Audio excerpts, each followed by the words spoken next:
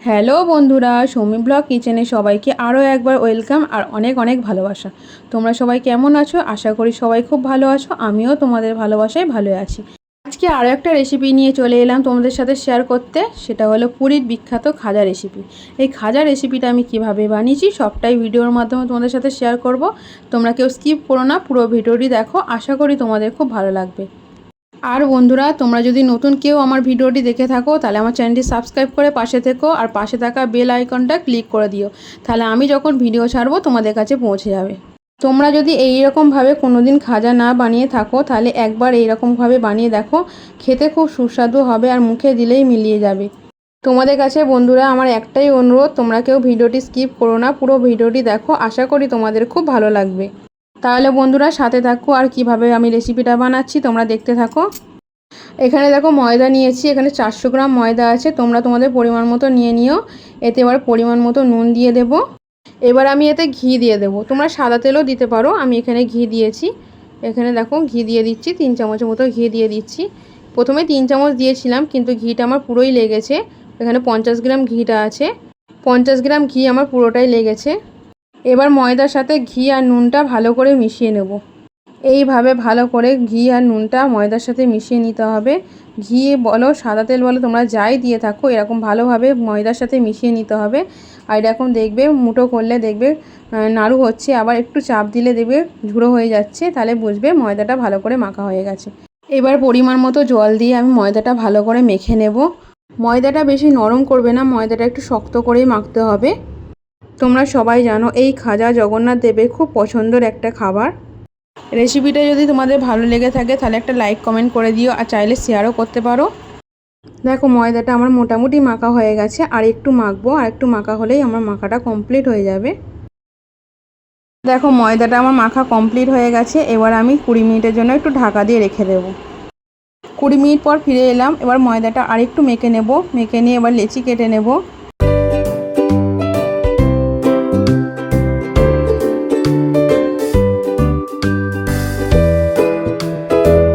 এইভাবে সব লেচিগুলো আমি এক এক করে কেটে নেব।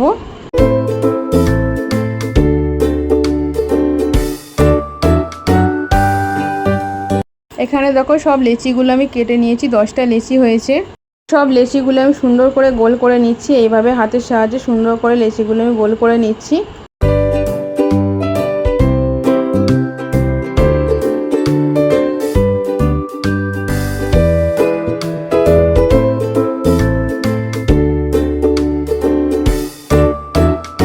দেখো সব লেচিগুলো এরকম গোল করে নিয়েছি। এবার সব লেচিগুলো এক এক করে ময়দা দিয়ে আমি বেলে নেব। তোমরা কর্নফ্লাওয়ারও ব্যবহার করতে পারো, আমি ময়দা দিয়ে বেলছি। এই সব লেচিগুলো আমি এক এক করে বেলে নেব। পাতলা করে বেলতে হবে, যত পাতলা করে বেলবে তত ভালো হবে। সব লেচিগুলো রুটির মতন বেলে নিতে হবে।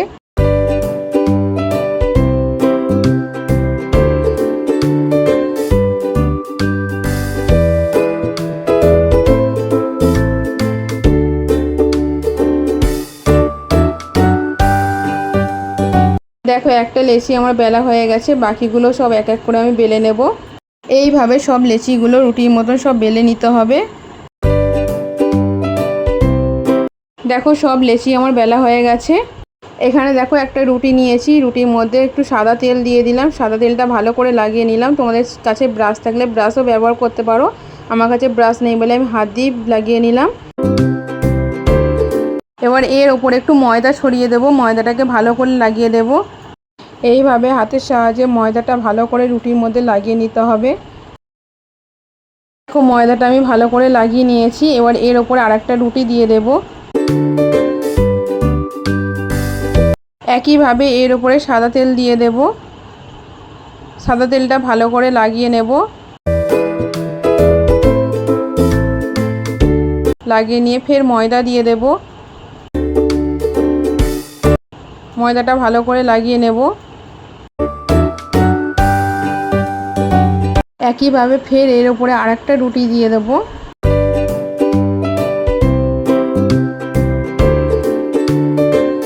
এইভাবে এক এক করে আমি 5টা রুটি সাজিয়ে নেব।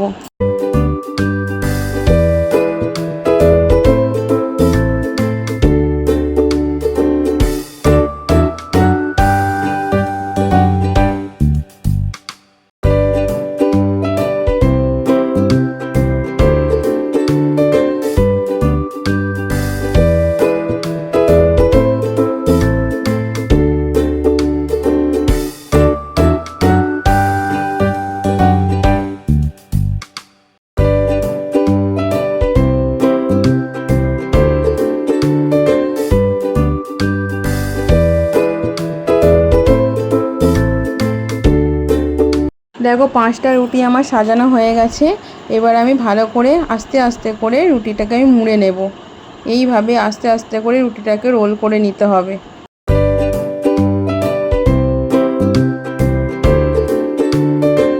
দেখো এইভাবে আস্তে আস্তে করে রুটিটাকে আমি রোল করে নিলাম। আর লাস্টের মুখটা ভালো করে মুড়ে দিতে হবে যাতে খুলে না যায়।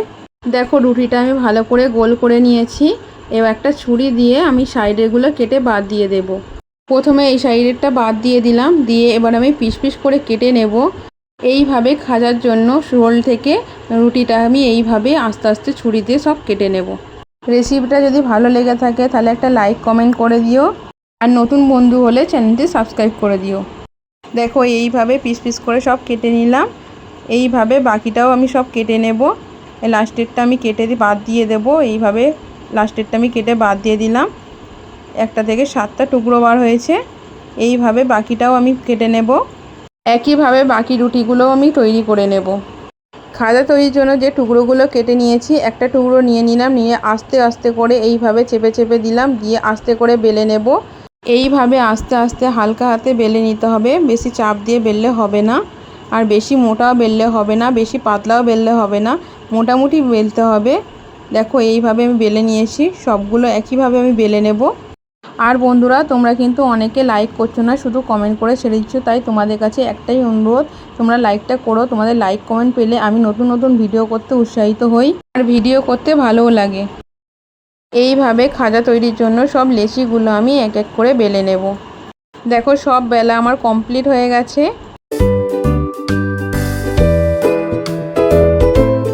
এখানে দেখো কড়াই বসিয়ে দিয়েছি। কড়াইতে 1 কাপ পরিমাণ জল দিয়ে দিলাম। এই কাপেরই 2 কাপ পরিমাণ চিনি দিয়ে দেব। এটা একটা চিনির শিরা তৈরি করব। যতটা পরিমাণ চিনি দেবে তার হাফ পরিমাণ জল দিতে হবে চিনির শিরা তৈরি করার জন্য। দেখো চিনিটা জলের সাথে ভালো করে মিশিয়ে দিলাম। এবারে ভালো করে ফুটিয়ে নেব। আর 4-5টা এলাচ আমি দিয়ে দেব। দেখো এলাচের মুখগুলো ফাটিয়ে 4-5টা এলাচ আমি দিয়ে দিলাম। চিনির শিরাটা আমি ভালো করে ফুটিয়ে নেব।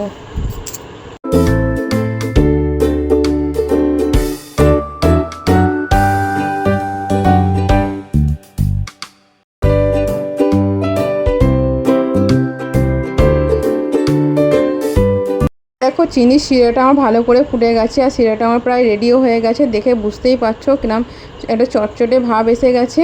আমি চিনির শিরাটা নামিয়ে নেব। দেখো এদিকে আরেকটা কড়াই বসিয়ে দিলাম। কড়াই গরম হয়ে গেছে। কড়াইতে রিফাইন তেল দিয়ে দিলাম। দেখো তেল আমার পুরোপুরি গরম হয়ে গেছে। গ্যাসের ফ্লেমটা মিডিয়াম টু লোতে রেখে খাজা ভাজার জন্য যেগুলো বেলে রেখেছিলাম সব এক এক করে আমি দিয়ে দিচ্ছি। খাজা ভাজার সময় গ্যাসের ফ্লেমটা মিডিয়াম টু লোতে রাখতে হবে। বেশি জোরে দিলে বাইরেটা পুড়ে যাবে আর ভিতরটা কাঁচা থেকে যাবে।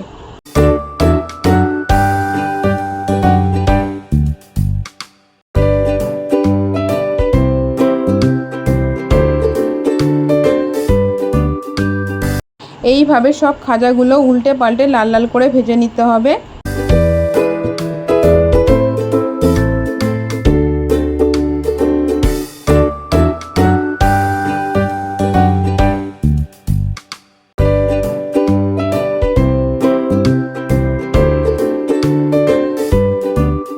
দেখো খাজাগুলো ভাজা আমার প্রায় হয়ে এসেছে, আর একটু ভাজা হলেই আমি তুলে নেব। দেখো খাজাগুলো আমার পুরোপুরি ভাজা হয়ে গেছে। এবার খাজাগুলো আমি তেল থেকে তুলে নেব। দেখো খাজাগুলো আমি তেল থেকে তুলে নিয়েছি। এবার চিনির যে শিরাটা তৈরি করেছিলাম সেই চিনির শিরার মধ্যে দিয়ে দিলাম। চিনির শিরার মধ্যে হালকা করে একটু নেড়ে চেড়ে নেবো। 1-2 মিনিটের মতো একটু নেড়ে চেড়ে নেবো। বেশিক্ষণ রাখা যাবে না, বেশিক্ষণ রাখলে খাজা নরম হয়ে যাবে। হালকা করে নেড়ে চেড়ে নিয়ে চিনির রস থেকে তুলে নিতে হবে। এইদিকে দেখো বাকি খাজাগুলো আমি ভেজে নেব।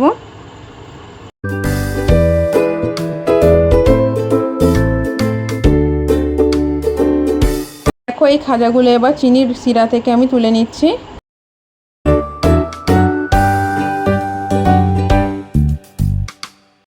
যে কড়া দিয়েছিলাম চিনির শিরার মধ্যে সব এক এক করে আমি তুলে নিলাম। দেখো বাকি খাজাগুলো আমার ভাজা হয়ে গেছে। এইগুলোও চিনির শিরার মধ্যে দিয়ে দিলাম। চিনির শিরার মধ্যে দিয়ে ওইটাও 1-2 মিনিটের মতো নেড়ে চেড়ে নিয়ে চিনির শিরা থেকে তুলে নেব।